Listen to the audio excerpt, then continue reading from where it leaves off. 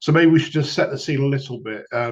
Yeah, so just in the run up to WrestleMania 17, WCW is up for sale because the new AOL Time Warner owners want no part of it because there'd been a merger and that was felt to be surplus to requirement. I think part of the reason was it didn't really fit neatly anywhere into their structure. Obviously, WCW had decline in viewing figures, and it was losing money. But Ted Turner was still very keen on the product. But it was just that I think his hands were tied, and now that there'd been this merger, he couldn't really do anything to save WCW.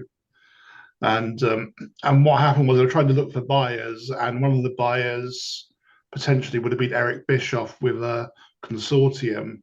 But where that deal fell through was there wasn't actually going to be any TV time on TNT. So Oh, so obviously it's no good owning a promotion and not be able to show it on television. So that's where that deal fell through. So in comes Vince McMahon and he buys the rights to all the WCW footage, and also buys some of the WCW contracts, but not all of them. We'll get to that later.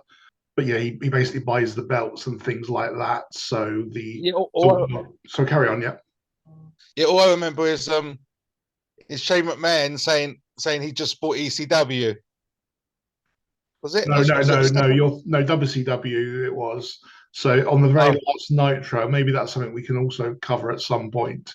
Um, it Vince McMahon is gloating because he's bought WCW and he's gonna basically run it into the ground. And then at the end of the show, Shane McMahon comes along the knight in shining armor, say that he's bought WCW and he's gonna basically continue with it. I mean, obviously we know what happens, but that was the plan at the time.